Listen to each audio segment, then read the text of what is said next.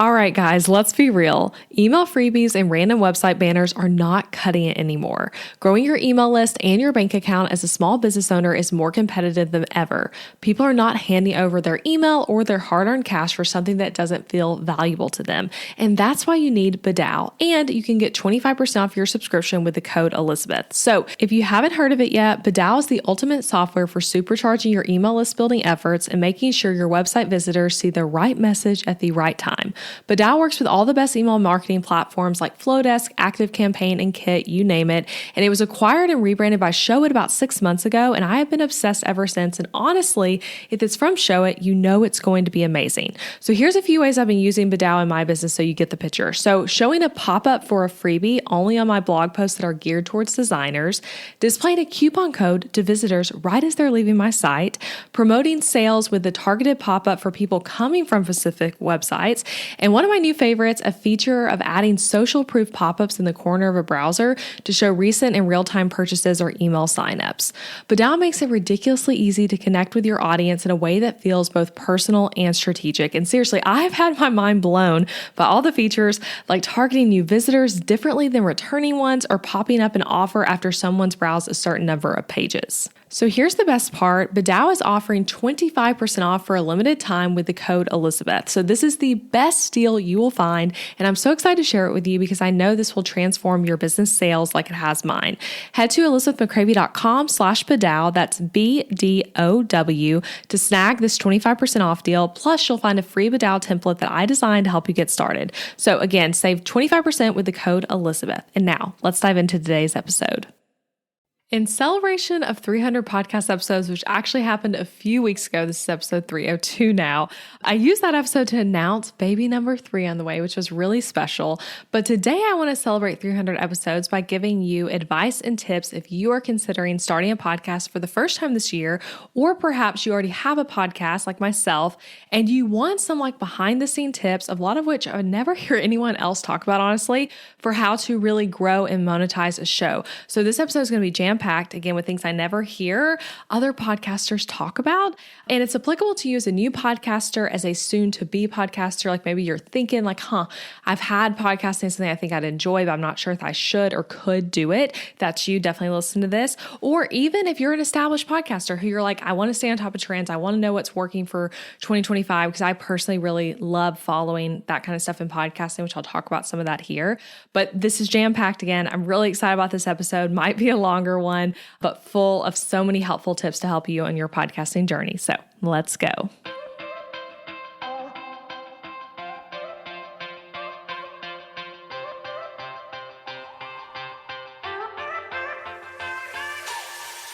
Hey guys, I'm Elizabeth McCravy, an online educator for entrepreneurs, website designer, wife, boy mom, and your host for the Breakthrough Brand podcast, the show that's all about pulling back the curtain on how to actually build a successful business. I don't skim the surface around here. If you want to dive deep into the nitty-gritty details of what it takes to run a sustainable business that fits your unique lifestyle while standing out in a crowd, then you are in the right place. I created a multiple six-figure a year business in my early 20s, and now in my 30s, I'm still running that successful multiple six-figure a year business on just part-time hours now as a working mom. I'm here to share everything I've learned and everything I'm still learning, because I believe that the keys to building a thriving business should never be a secret. Here you'll find episodes that are actionable, direct, and fun, like friends chatting business over coffee, and a fresh, honest take on the reality of being an entrepreneur. If you're ready to master online marketing, website design, personal branding, mindset, time management as a busy parent, scalable and passive income, and business strategy, then this is the podcast for you. It's time to build your breakthrough brand. Let's do this. Okay, so to start, this is actually, I have 8 total tips I'm going to be sharing with you guys, right? But this is almost like a bonus tip. So I got to say 300 episodes in, it's 302 right now. And who knows how many hours of talking into a mic in various offices over the year, from my apartment. I started this podcast when we lived in an apartment. I recorded in our guest room to different home offices we've had since. And I'm just so glad that I made the decision to start a podcast all those years ago. And that's my first quick bonus tip of advice is just start, just try it. Something a lot of people don't think about when they're doing things in business is that you can quit. It's okay to quit. It's fine. No one cares. No one's going to judge you for stopping. It's fine. So if you start a podcast and, I would say commit to a certain amount of time, how much time that is depends on you as a person and what makes sense for your life and business. Maybe you're committing to 10 episodes, whatever it is. If you decide you hate it, then stop. It's fine. You probably learned something from the process and now you can move on to something else in your business, but it is worth finding out if you might like it, if you feel drawn towards it all. So for me, all those years ago, it was almost 6 years ago now, with so much nerves and so much anticipation and so much who am I to do this thoughts. I remember feeling that so strongly starting my show of who am I to think that I can teach business to people? I did it. And I'm so glad I did. And podcasting has truly, and I'm not just saying this at all, you guys have heard me say this over and over again, but it's one of the most fulfilling parts of my business because I get to tangibly help people with their businesses. In my case, since I have a business podcast, that's what I'm doing here without charging anything, but while still earning money because of having a podcast. It's truly a magical thing that not a lot of people realize of how podcasting works. But I make money from the show through affiliates, through sponsors, and also through people buying from me because they listen to this show. And it's really magical. It's a cool thing. And all these years, I've gotten so many messages at this point from listeners about the impact this show has made. And every one of them has been so meaningful to me and honestly feels worth it just for one of those messages. So if you're someone that sent me a message like that, know that I appreciate you and appreciate you listening. And I also believe that podcasting has helped me improve as a teacher and communicator, as someone who creates courses. And again, has just been a joy in my life. So it's something that will grow you as a person, will grow you in confidence, will grow you as a communicator, will grow you as a business owner, and it's worth trying. I'm very pro podcasting. I think it's just absolutely so much fun. So I started my show though in 2019, and podcasting was so different then. The landscape was different. There's a lot of things you can do now with podcasting that literally didn't exist then. It not only was not popular, but it wasn't a thing. So anyway, in this episode though, I'm giving you advice based on my years of knowledge of podcasting, but for what I would do if I was starting a show this year, now, today, not what I would do over if I was starting my podcast again in 2019. No, I'm talking about 2025. If I was to start a new show from scratch, this is what I would do. Because podcasting is so ever evolving that it truly doesn't matter what I would have done differently in 2019. It matters what I would do right now, the same or different in 2025 with a new show, or adjustments I would want to make to my current show based on how podcasting is going now. And the irony of it all, the actual inspiration for this episode is that I've actually considered starting another podcast, not stopping the show, but creating a new show with a new topic in addition to this one. And ironically, the day before I announced that I was pregnant with our third child, I did a guess what the announcement is going to be. And so many of you guys were guessing the exact kind of podcast I would ironically be starting that I've had on my heart. And that I do think I'll start at some point, but I don't think it'll be in 2025. Maybe I'll surprise myself and start it. Who knows? But with a new baby on the way and 2 kids already, I'm I don't know if I have the capacity for 2 shows this year. But it was funny to me that so many of you guys were literally guessing the exact topics that I was wanting to start a podcast around. So anyway, I'm channeling all my thoughts on what I would do because I do think about this. Okay, if I was starting a brand new show and a new topic, what would I do differently? What would I do the same? What would be strategies I'd implement from day one? This is stuff I'm thinking about. So good tips. Send this to your friends with podcasts. And this is stuff that's not talked about that often. So let's get into it. Let's just start with the first tip. So like I said, I have 8 total, and they are not in any particular order necessarily. Some of them are going to apply more to literally starting on day 0 with your show, and some of them are going to apply more if you already have a show. So first one, get really niche with your podcast topic and who the audience is. I know that sounds really basic, but let me explain because it's actually less basic than you think. So to start, I don't believe podcasting is oversaturated. That's a thing you're going to commonly hear people say, a thing you might kind of feel in your gut as you're thinking about starting a show. It's not oversaturated. In fact, it's growing in listeners every year. Podcasting is just gaining more and more popularity. Audio in general as a medium is gaining more popularity. Audio books are bigger and bigger than they used to be. Lots of books, for example, this is so random. I don't have this in my notes, but Harry Potter, they're redoing the whole series in a full production, audio thing. Lots of audiobooks are kind of doing that now. It's just audio is big, okay? Podcasting included. Anyway, though, by 2025, though, right now, Global podcast listenership is projected to reach approximately 584 million, which is up significantly from 2024. And in the US, it's expected that 135 million people are expected to be regular listeners of podcasts. Right now, over 47% of people over the age of 12 regularly listen to podcasts in the US. So anyway, just there's a lot of people listening to podcasts. That's the point. You're probably one of them. You're listening to this show, right? But with that being said, because there are a lot of podcasts, again, I don't think it's oversaturated. I do think there is a lot of podcasts, though, which is different. I don't think you'll be successful if you start a show with a super generic podcast concept, which is something a lot of people who are trying to sell you their course on starting a podcast are not going to tell you. So niche shows do extremely well, and they are also considered more bingeable because you can find the right audience, and then they're obsessed with your show and they want to listen to every single episode and they just dive right in. It's so just perfectly right for the right people versus it being like, oh, well, there's something for Sally over here and something for Susie over here. And Mike's going to like this one, but not that one. Like when there's too much of that and it's not super niche, it's going to be harder to grow. Okay. I teach a few lessons in my course, Podcast Success Blueprint, on finding your niche. If you're like, wait, I don't know what mine would even be. I'm kind of confused by this concept in my course again, which is totally worth getting if you're starting a show or already have a show. It's called Podcast Success Blueprint. I will link to that in the show notes, but I teach on that there. But I can't emphasize this enough. When podcasting was a new thing, people could get away with shows that were not niche and still build something awesome, and then maybe wait to get more niche over time. Just like, guys, when online courses started like 15 years ago, it was really easy to make money in courses selling a course that was not good. Okay. That's not the case anymore. If your course stinks, people aren't going to buy it.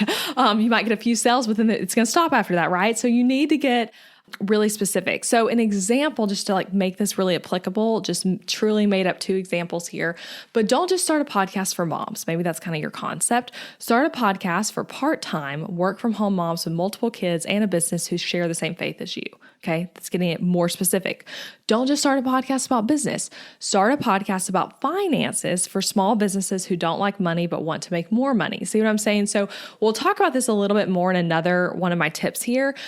But get niche and then get more niche. And if the being super niche scares you, I just want to say it does not mean that every episode has to fit perfectly into your niche. Your niche is also kind of like a person's interest. Like you have like an avatar of like, this is the kind of person who I think is a listener, and they might like this episode, they also might like that episode, right? Like my announcement episode a few weeks ago sharing that I'm pregnant. It's like not everyone's going to like that, and that's fine. So you can still have episodes like that thrown in there while being a really niche show. So that's my first tip is like get niche. Don't be generic if you want to stand out in podcasting. Okay, tip number 2, before you title the show, record an episode, or do anything, make a list of potential episode topics and then keep on building that list. So I think this is one of the keys no one really talks about to a successful show is just having ideas, because too many people start a podcast not really knowing what they want to talk about or who they plan to interview, and they assume they'll figure it out as they go as long as they have a general concept. And instead of focusing on topics, they're just spending all their time on the name of the show and the artwork and the like logistics of starting a podcast. And that's honestly not where you need to spend your time. You're probably going to change the artwork pretty quickly, or at some point anyway. The thing to focus on is like, what are the topics you are going to talk about or you're going to interview on? And I'm not saying that you need 300 episode ideas whatsoever, but what I recommend doing is start a note on your phone and start it today as someone who is wanting to start a podcast. Just a note on the Notes app on your iPhone. And I recommend a phone because you can add ideas to it literally anytime and start putting episode ideas in. Just bullet point them in. And it can be solo show concepts and also interview guests. Like you're like, oh, I'd love to have this guest on, or interview topics that you'd want to find a guest for. It all depends on your show, and just keep adding to it. And this will actually help you with point number 1, because you'll kind of discover your niche for your show with what topics you're coming up with. And it will also help with things like naming the show and the artwork and the intro and all those things when you do that. So like everything kind of stems from these initial episode topics. So for that podcast idea I told you guys about that I'm thinking about starting, and so just have in my heart, I don't know if it's the 2025 thing for me or not. If it is, I might need to come back and re-listen to this episode. But I have a list on my phone right now with 31 episode concepts. And for me, they are all solo episode concepts so far, or episodes that I would do with my husband, Adam. But I would plan to like potentially add some interviews to the show too. But something, again, we're going to talk about later in this episode, I would keep it just like 100% solo show actually, because I think those can actually be more successful sometimes. but I'm just adding more and more to it when something pops into my head. And like literally, even last night, I took a shower. I had an idea for a very specific episode while I was in the shower. I got out, typed it into my phone, and I even wrote like literally what I thought the title of the episode would be. And then I had 7 bullet points that would be like the things I'm talking about. So you can get as granular as that. Like it could just be the title, or it could be like, oh, these are like 3 things I know I'd want to say about this title.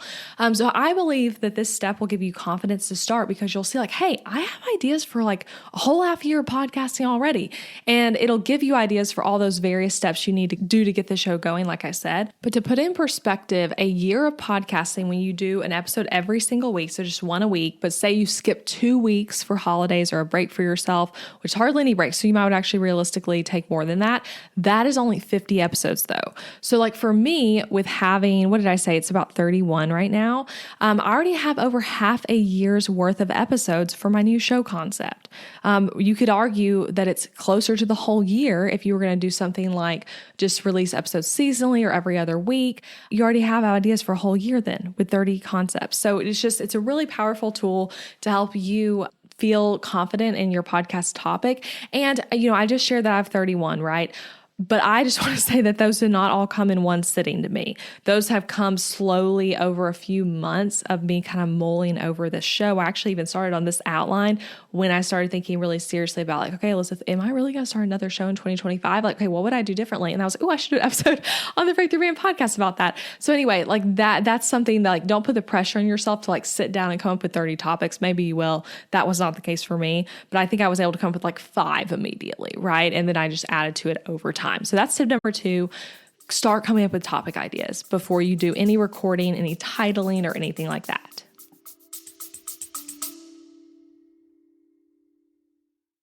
Interrupting this episode with a suggestion for the small business owners listening.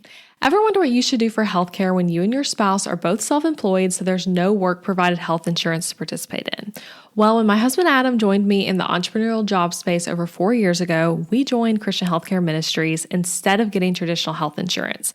And it was the best decision for us, especially in these years of growing and raising a family while also running multiple businesses. CHM is a health cost-sharing ministry and is a faith-based alternative to health insurance. We did tons of research before choosing CHM, and if you know me and Adam, you know we are all about doing the math when making big or small financial decisions. And even though it's not insurance, CHM shares 100% of eligible medical bills, which is more than the typical 70 or 80% of medical bills paid for by insurance companies. All sharing is determined by the CHM guidelines, which you can check out before and after joining. And for the mamas and mamas to be listening, you truly cannot find a better healthcare option for maternity care. I had a vaginal delivery and a C-section and birth center care and hospital care between my 2 pregnancies and births, and it was all 100% shared for. And outside of birth, we've had our share of emergency room visits and procedures as a family, and those costs were all shared by members at Christian Healthcare Ministries, leaving us only paying our monthly contribution. CHM is less expensive month to month than insurance, and because there's no network, you can choose your care with whichever providers best fit your family. I seriously just cannot recommend Christian Healthcare Ministries enough. You've got to check them out. Go to elizabethmccravy.com/CHM for more information. Also putting that link in the show notes, elizabethmccravy.com/CHM. Now back to the episode. Okay, and tip number 3, this is probably my personal favorite tip as someone who likes to help people make money from podcasting. That's a big focus of my course, Podcast Success Blueprint. So decide how you're going to make money from day 1 of the show with a game plan from day 1, even if the show will not be monetized on day 1. Okay. So this one's huge. And I'll start by saying it is okay to start a show and have 0 plans to make any money from it, but instead for it to be a 100% hobby. That's actually okay. You just need to know that that's what you're doing versus kind of like flopping into that being what happens when you actually wanted it to be a show that made money, right? And I actually don't recommend a hobby show because podcasting is something you can actually monetize. And it's like, why not try doing it if you're going to put in the work of doing the podcast? Why not try to monetize it some? And again, you don't have to do it from episode 1. I actually don't recommend having like sponsors and all the things like that on day 1, especially if you have a smaller following and it is going to be a smaller show to start, but you should have a plan for how you want to monetize it longer term. So in Podcast Success Blueprint, I teach 7 ways to make money from your podcast. And some of them are ways that you likely have never thought about because people do not talk about this kind of stuff much in free content. A lot of times in paid content, not even talked about either. And I found that in most podcast courses that I've researched, just focusing on how to start the show and technical things of podcasting are like what the focus of the course is on, not how to actually monetize a show. I actually haven't even found courses that are like on how to monetize a podcast as the focus. It's like most podcast courses are like, here's how to like get your tech set up and here's how to like get it distributed. And they kind of stop there. And ironically, one of the top podcast courses out there, especially in our own industry that many of you have heard of or possibly even taken yourselves, literally only has a 12-minute video on monetization. 12 minutes. That's it. And the entire course on podcasting, like it's just not a focus in most of these courses. So for me, I saw that as like a big gap of like, wow, like people are not talking about how to monetize podcasting. And it's such a like thing that you should be attempting to do and that most people who start a podcast are interested in doing. So for me, that's a huge focus on Podcast Success Blueprint. And there's a whole module that has, I want to say like 9 to 10 lessons. Like there's a lot of information on monetization in it. But to give you a quick overview of options you typically have, I'm not going to spoil things from the course because I want to leave that stuff for paid customers. But like just a quick overview, you can use the course to sell your own products. So maybe that's what your show is for. It's like you have a podcast, you have a paid course or membership or templates of some sort that you're hoping listeners will buy. Or maybe you don't want to directly sell anything as your main income source, but instead you want to promote other people's stuff through advertising on your show. So those are just kind of like 2 kind of general ways you could go. You can also do a combination of both, which is what I personally do on this podcast. But I don't think your first episode needs to be monetized, but I do think having a game plan in place will help you see the flow and plan for your podcast goals. So if you want to hear how my brain works around this stuff, for me, if I were to start the show that I mentioned on here, it would not be a business podcast. So it would not be directly tied to my current product. So I would probably occasionally mention things from this business, but it would end up being more like, yeah, I don't have anything I'm selling you, right? So I don't think I'd want to make a product to go with the show either. Like that wouldn't be my plan. So my monetization plan, because this is a podcast I would want to make money from, right? Like I don't have a ton of free time to have a hobby podcast. I'd want it to be something I'm monetizing. My plan would be to be very niche and appeal to advertisers through being niche and have sponsors monetize the show in addition to affiliate income. And I would probably want to manage all the sponsor deals myself, following the tips and strategies that I teach in Podcast Success Blueprint. And I would consider it a longer term goal, potentially of joining a podcast network to have ad deals managed for me. But I also think there's a lot of pros to not joining networks and keeping everything in-house and taking a bigger cut of all the deals. So there's my plan. That's what I would do personally. And I think, again, managing your own sponsors and cutting out the middleman is good for small to medium sized shows. Like right now, I manage all of my own sponsor deals, the contract, everything, like literally myself. But again, I teach stuff like that in Podcast Success Blueprint. If you're curious, like how to really like negotiate well on sponsor deals and things like that. But anyway, I would just have a game plan. That's my biggest tip. Like have a game plan of when you want to start pursuing sponsors or when you want to like start talking about affiliates or what products you want to make to go with the show. You know, there's a lot of different angles on that again, I can't get into all of that on an episode here because it is just such a huge topic, but I would think about that before you start your podcast. Okay. Tip number 4. Don't just do an interview-based show where it's just generic interviews around your niche. Okay. So this one, I feel like it get a little controversial. I think some people listening may disagree with me on this, but I personally don't think you're going to stand out and grow a solid show with just a simple, like, tell me your story type of interview. I also don't think you are going to have a successful show when you just like have even all the big authors. Like maybe you manage to get all these big people with millions of followers on your show and they're doing a book tour on podcasts, which is so common now back in how like podcasting is huge.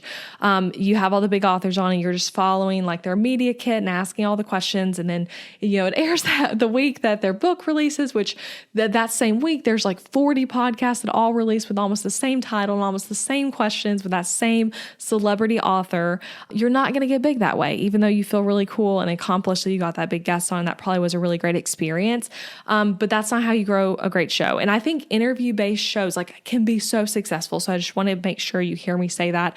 I listen to a lot of interview-based shows that are incredible, but it takes a lot. It takes being a good interviewer, and it takes asking good questions. And like for that, like celebrity book tour thing, if you want to talk about that angle, it takes being like, hey, can I do a different angle than what these questions are? Can we not just talk about the book? And like asking, like you want to be an investigator for your audience a bit with guests of like, what would my audience want to ask this guest? What's maybe a harder question, like being unafraid to ask the question that person might say back of like, wow, no one's ever asked me that before. Just being different. I think too often you just want to, like, you have a guest on and you're like, let me just ask them the same questions they've been asked 100 times before. And it's just the same interview that's been on 100 other shows. So anyway, you need good angles. You need to be a good interviewer. And just a random like pro podcasting tip. One of the best ways to get better at interviewing. Want to guess what it is? Listen to people who are really great at interviewing. I truly think that's it. There's a lot of other tips too. Like again, I have a whole lesson on how to become a better interviewer that I think has some tips that are rarely talked about in interviewing. One of my favorite tips to give people who are new to interviewing or who just want to improve is not filling in the gaps the whole time your guest is talking. So something, this is just, again, another little random tip for you right now. But so often I listen to podcasts that do this, and you might be tempted to. You might be someone who does this yourself. But it can be tempting to, while the guest is talking, you ask them a question, now they're talking, and the whole time they're talking, you're going, yeah, oh, yeah, oh, I agree, yeah, oh, that's so smart, yeah. And you're just like constantly saying yeah. And it makes them feel rushed and hurried. And it's a horrible listening experience for the listener. Like, honestly, if you're someone who does that, get your editor to like edit out your audio track so that it doesn't sound like you're just like a dog panting to talk next. Like, it's very annoying. So anyway, that's a skill though of like stopping doing that. And there's other ways that you can engage with them while they're talking to show you're interested in listening and that you like what they said without doing that. Again, talk about that more in the course, but that's just a random tip there. But I truly think the best way to become a better interviewer is to listen to great interviewers. And there are some podcasts I particularly listen to where when I hear them interview, I'm like, man, that was a good question. That was so well done. That was a good transition. That was a good moment where like they disagreed with the guest and they handled it well. Like you just learn so much from people who are great interviewers. Journalists are often great people to listen to. They tend to be excellent interviewers. So anyway, that's something I would say there. So another like sub tip within this tip, again, we're talking about not just doing interview-based shows, but I was actually listening to Pat Flynn's podcast a few days ago. He had a new episode that I will link to in the blog post for this if you want to check it out. But he was talking about changes he's making to his podcast the other day. His show is Smart Passive Income. You may have heard of it. It's a very big podcast. It is like truly an OG business podcast. I want to say it's been around like 15 years. I could be wrong on that, but it's been around a super long time. And it was really fascinating to me to hear him say what he feels like used to work on his show and doesn't work so much now. And I feel like it really is like similar to stuff I already had in this outline, particularly around this tip with interview-based shows. But one thing he said with his show is that they are actually shifting away from interviews because it's hard to stand out well with interviews, like I just told you. And because for him, that when they look at downloads and like what episodes are the most popular, it's mostly solo ones. And Pat is someone who has a very, very strong personal brand. And as a business, like he's actually not the CEO of his company anymore and things like that. And they were actually trying to pivot away in some ways from his personal brand to make it more of like a media company, which is something I see a lot of personal brand entrepreneurs trying to do. And they often, it doesn't work out and they go back to like being the personal brand with the way they originally built their business. But now he's kind of trying to focus on bringing his own opinion, his own like what's working in my business back into focus and focusing on the strong personal brand he's built instead of a ton of interviews. But he like literally said, guys, I was like, wow, I literally had this in my notes. But he said that like back when he first started his show, he would get an author on and they would do an interview for part of like, I guess they weren't even book tours back then, but he would have an author on and it would be like so cool because he's like the one person that got that author on, right? To talk about their book. And it's like huge. Oh yeah, like I got him on Smart Passive Income. Again, I'm paraphrasing things Pat said, but like now that same author is releasing an episode on every big podcast that same week. And it's really hard to stand out with your show, right? Like I know for me, when I see that happen of like kind of the media blitz of like a new book, I literally end up picking, if I'm even going to listen to the episode at all, whatever one has the most interesting title and whatever interviewer I think is the best interviewer, like whatever host I think is going to do the best interview. And that's kind of how I personally pick. And I think that's probably how most people are picking, but he was basically like, I'm not playing that game anymore.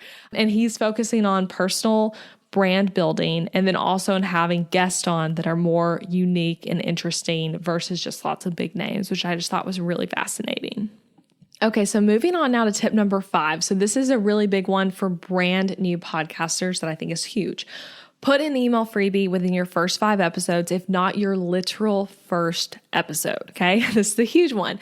Grow an email list of your listeners, even if you don't know what the heck you're going to email them about, even if you have no plans for a weekly email, if you have no products to sell yourself, no sponsors, nothing, like make a freebie that relates to either your overall podcast topic or that very specific first episode or one of the first 5. So again, you can do a freebie that's like for the whole podcast that you can end up talking about on basically every episode, or you can do more niche freebies that apply to certain episodes. You can do a combination of both. I think both are super effective. It's more of what your show is like and who your audience is, of what will make sense for you there. And again, this is something I talk about in Podcast Success Blueprint and kind of teach on like how to decide what to do here. But just a quick example, the My Essential Birth podcast, I've had Stephanie King on here before. I've also been on her podcast, but her show is called Pregnancy and Birth Made Easy. So she has a lot of freebies, okay? But there's one that she has been pitching from her show probably since day one. I'd be curious to ask her this. She probably doesn't even remember now, but like it may not be on her actual first episode, but it's definitely within like the first 10. And the freebie is exercises to do during pregnancy to prepare for birth, okay? And it fits well into nearly every episode because the show is about birth and she's talking to pregnant women, right? So giving like 3 simple exercises you can do every day to prepare for birth. And I'm not going to tell you what they are, but I'm going to tell you that my guide will help you with them. Like that's so engaging, right? And again, she can mention that really easily on like every single podcast episode. And then she sells a course on birth that then can lead into a funnel from that, right? So it's a really great system there, a way to monetize your podcast. An example from my show is I have a ton of episodes that have a freebie that just go with that specific episode, where I'm taking the contents of what I talked about in the episode further, maybe giving visuals, maybe giving a workbook and that sort of thing through a free guide. So an example, I have a Slack questions for your team every week. I did an episode on that a while back where it was like questions to ask your team on Slack every week. And in the freebie, it's like copy and pasteable in like step-by-step directions with screenshots from Slack to help you set it up yourself. So again, it goes with an episode, but can also stand independently from an episode, which I really like. And something I actually regret, talk about things you would do differently. When I started my show in 2019, I did not do a freebie in the first episode, or even I think the first one, actually I know this off the top of my head right now. I did have a freebie in the first 5 episodes. My 5th episode had a freebie to go with it that I've actually reworked and redesigned since then. That's still a very popular freebie on my website. It's a guide. It's ironically a guide to freebies, a freebie about freebies. I'll link to that in the show notes if you want to download it, because it's a really solid one that also, like, again, will dive into helping you with this concept more. But I wish I had done one in the very first episode, or had a more like generic one that applied to the whole show, because people do go back and listen to early episodes once they find a show you love. Even when you have like 300 episodes, you'd be shocked by how many people will scroll all the way back to episode 1. And so it's nice to have some good lead magnets happening early on.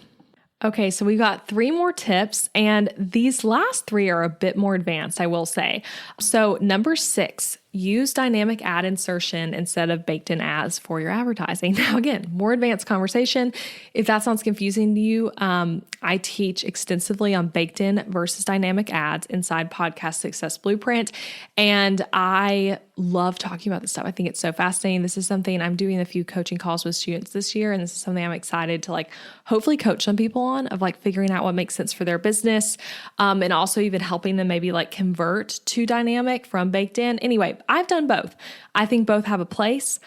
But if I was starting a show in 2025, I would 100% do dynamic ads only. So dynamic ads, is the acronym for it is DAI, dynamic ad insertion. You'll sometimes see it written that way. So to tell you just really fast, like the 30-second version, the difference between these 2 things, if you have no idea what I'm talking about. Baked in is when, let me think of how to explain this well. The sponsor or the ad itself is literally baked into the episode. So on the audio track that you're uploading into your podcast host, it is part of that audio track, which means that if someone goes back and listens to episode 3 5 years later, it may have an ad in it that is for an offer that no longer exists. Maybe it's a product you no longer sell. Maybe it's a sponsor that had a deal that doesn't exist anymore. Maybe it's something that's irrelevant now because it was like an ad for Black Friday and now Black Friday is over. That sort of thing is baked in and permanent, and you will have to go edit the audio file, make another version, extract it, re-upload it to take that ad out. For advertisers, this means that like they sponsored 5 episodes, it's permanently forever their ad on those 5 episodes.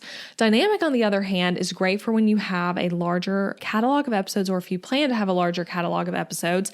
And that is where the ad goes onto every single episode dynamically and therefore can be taken off dynamically. So you can put the ad on for a week and it goes on every single episode, and then you take it off after that. You can put it on during Black Friday, take it off. You can do a deal where the sponsor is sponsoring your show for 90 days. Once the 90 days are over, the ad comes off. You can do deals where they are sponsoring up to a certain amount of plays, like maybe it's to 20,000 plays, and then the ad comes off. Whatever it is, there's so many different ways to do it. And I really like Dynamic personally. And if you are curious to see Dynamic in action, if you go play episode 1 of my podcast or any episode, you will hear the current sponsors of this podcast, not something from back then in 2019. So it literally goes on all episodes. And for me personally, I love to make deals really good for my advertisers. And that was actually why I wanted to switch to Dynamic, because I thought it was a better deal for advertisers and a better setup for me, because people do listen to old episodes. So I'm able to tell my potential advertisers hey, your ad is going to go in every single episode. So this one episode from a year ago that people are still constantly downloading because they find it through SEO, your ad's going to be on that, not just whatever I happen to air during the months of our agreement. So it's just really, really cool. I love dynamic ads, and dynamic ads were actually not a thing when I started my show in 2019. They may have been a thing on some shows, but it was not a thing I was aware of. It's not something people were talking about. Baked in was the only way to do it. And dynamic is actually still not super common. So if you're I'm pretty familiar with podcasting, but I've never heard of that, that's probably why, because it's just not that common. And many podcast hosts don't even offer dynamic ad insertion. In fact, for me, the reason it took me so long to start doing dynamic ads, once I realized oh my gosh, I'm missing out, I want to do dynamic, it would be so helpful to me, was because my podcast host that I'd been with since the beginning did not do dynamic ads. So that's why too, I am very pro Buzzsprout for podcast hosting. So if you're what podcast host does Elizabeth recommend and use? I recommend Buzzsprout. I switched to Buzzsprout at the end of 2023. So I've used it over a year now. And I literally switched so I could start using dynamic ads. And I feel like I obviously got the benefit of that, but there's other things I like about Buzzsprout more than other hosts as well. And so if you want a free month of Buzzsprout through my affiliate link, go to elizabethmccravy.com/Buzzsprout and you'll be able to get a free month. So that's an affiliate link, elizabethmccravy.com/Buzzsprout. And I will put that in the show notes as well, so you can reference it that way. But seriously, check it out. If you are brand new, just start with Buzzsprout. Just start with Buzzsprout, get that free month, and sign up that way. Or if you're listening to me talk about dynamic ads, and you already have a show, and you're oh my gosh, that sounds better, you can switch. And actually, I was really shocked when I switched. I would have had over 240 episodes at that point. And so I felt very overwhelming to switch hosts. And it actually was a lot simpler than I thought it was going to be, which was a really, really pleasant surprise. And if you're hearing me talk about dynamic ads and you're thinking, well, Elizabeth, I'm not going to have sponsors on my show, I just want to say that you can use ads for things besides sponsors, to sell your own products, to promote a sale, to promote a lead magnet, to grow your email list. There's so many different ways to use the advertising slot that people expect to hear on podcasts. Again, that's a huge thing I focus on in Podcast Success Blueprint. The course is open right now, by the way, if you want to join, elizabethmccravy.com/PSB, short for Podcast Success Blueprint. But ads, people expect to hear ads on podcasts. So it's why don't we use that to our advantage to put some meat behind it and sell something or promote something and make it dynamic, put on every episode. So something else I want to add, I do teach extensively on advertising in the course, which again is something I feel like most podcast courses straight up skip. And I feel like I've had a good amount of experience, some good and some bad, mainly good, but with podcast sponsors and podcast advertising, because I've managed all my ads myself from the beginning. I still do. do. So I personally negotiate the price. I write the contract. Sometimes the sponsor writes the contract, but it's usually me. I handle the ad read, the relationship with advertisers, what all is included in the advertising deal, all that kind of stuff. And so I'm happy to share with course students, like from my firsthand experience of how it all works and what I feel like works well and mistakes I personally made that I don't think are smart to do with advertising. So anyway, that is number 6, use dynamic ad insertion instead of baked in ads. A really fun conversation there that I could talk about for days. I think it's so fun. Okay, last 2. Number 7, get on YouTube through YouTube podcasts for sure, and potentially with videos, just upload straight to YouTube. So let me explain this more.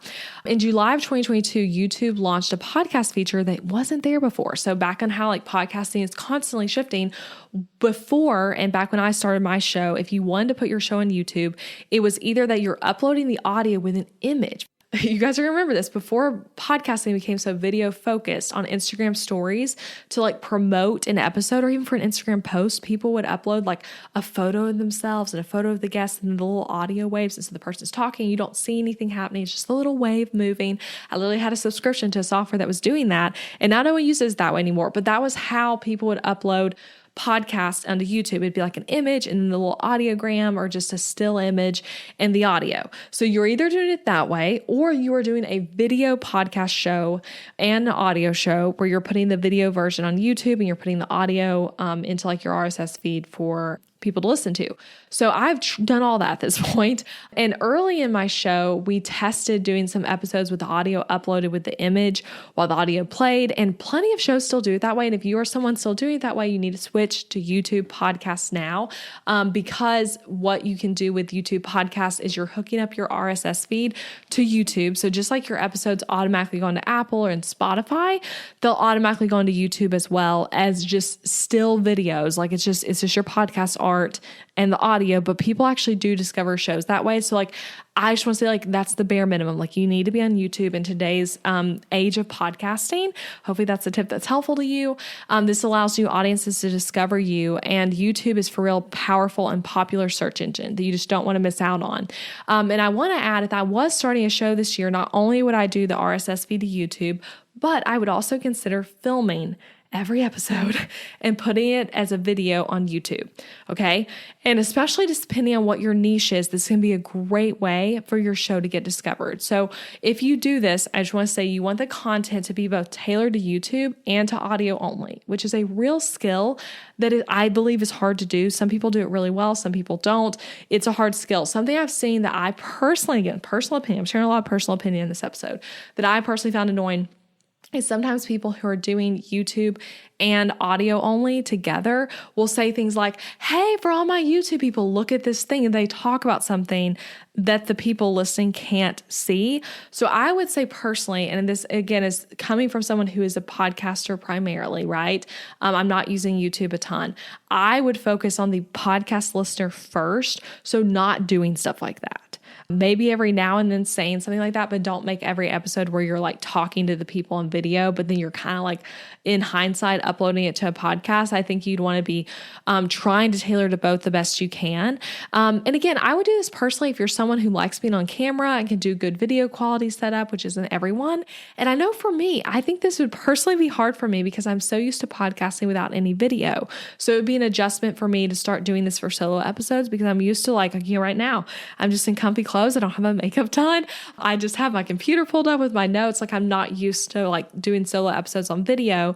But again, this could be absolutely worth figuring out depending on your niche. And that's something where you'd want to do research of like, is my niche heavy on YouTube? What are other videos like? Are people doing podcasts on YouTube for your niche? All that. So anyway, a cool thing about podcasting is that YouTube is so powerful. So is podcasting.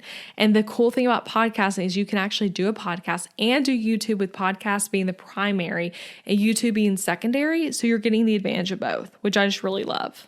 And doing YouTube on its own is certainly a worthy endeavor. And if that's something you feel drawn to, go for it. Like start a YouTube show where everything is video and it's tutorials and you need the screenshots, you need the visuals.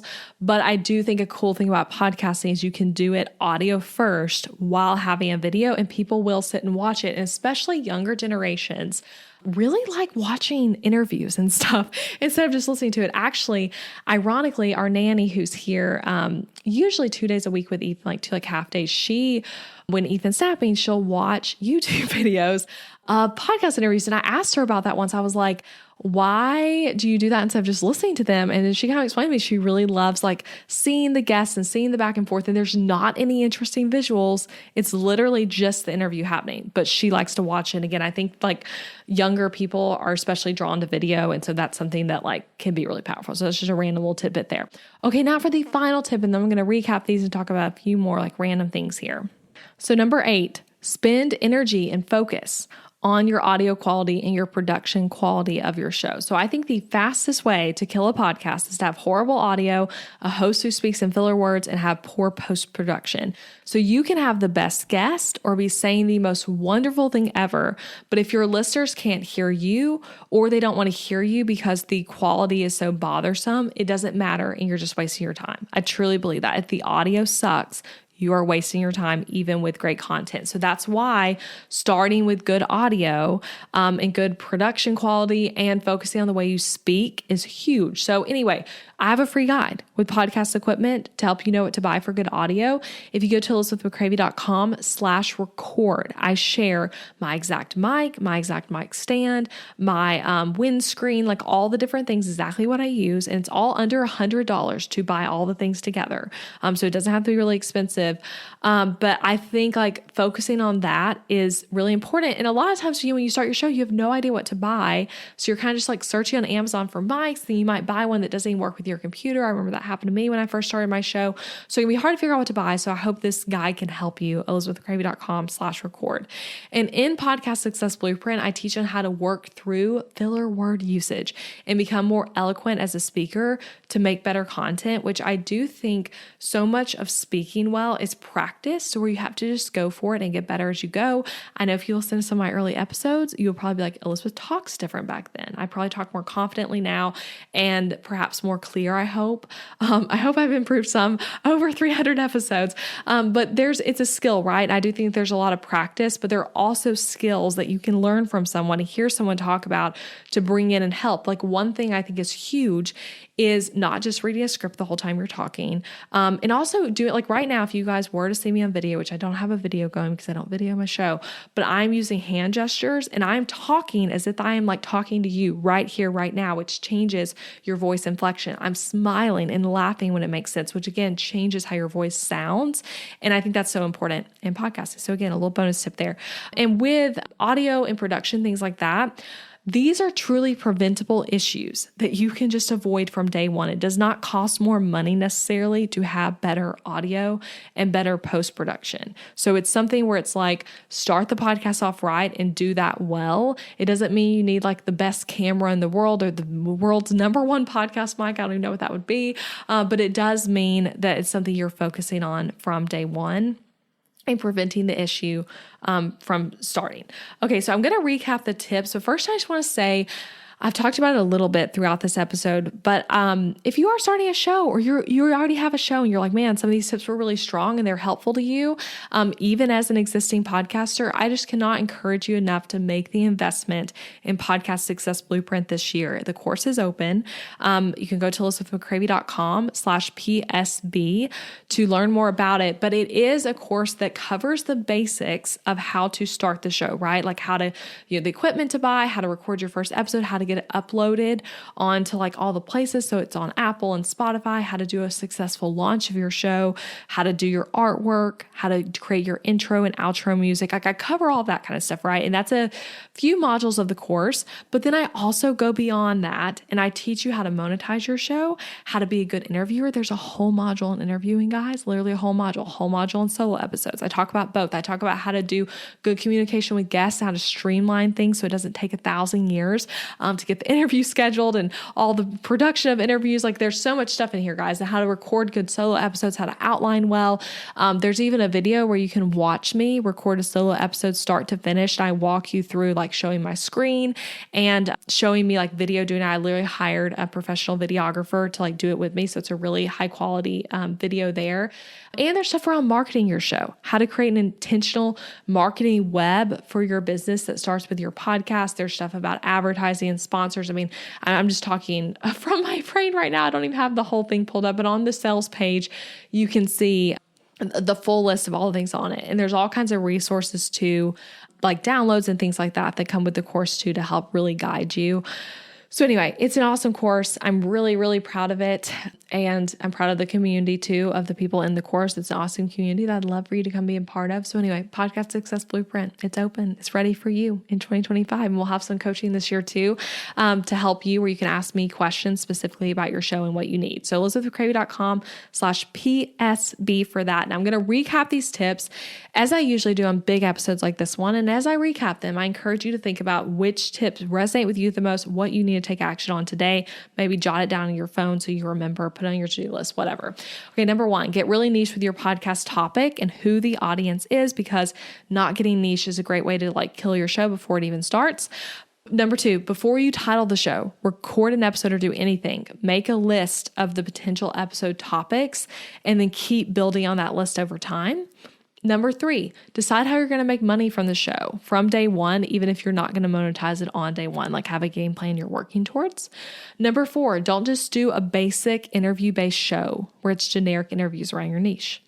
Number five, put an email freebie within your first 5 episodes, if not your literal first episode. Number six, use dynamic ads over baked in ads. We talked about kind of the difference there. Number seven, get on YouTube through YouTube podcast or potentially with videos on YouTube in addition to your audio show. And then number eight, spend energy and focus on audio quality and production quality from day one. And again, you can get my guide for free, ElizabethMcCravey.com/record. So you can just know exactly what equipment to buy. All right, friends, that is it. This was such a fun episode. I knew this was going to be a fun episode for me to record because I just love talking about podcasting. I so hope this was helpful to you. Feel free to reach out to me and tell me like what you learned from this or ask any follow-up questions. And I'll be back next week with another fun episode. Bye, guys. Thank you so much for listening to the podcast today. I hope you got so much value from this episode. If you're a fellow podcaster or you hope to start a podcast in the near future, then you need to check out my program, Podcast Success Blueprint. This course is truly podcasting from A to Z. I cover all the getting started steps like naming your show, creating intros and outros, cover art design, and all things podcast tech. And that's where most podcast courses stop. But Podcast Success Blueprint is literally just getting started at that point.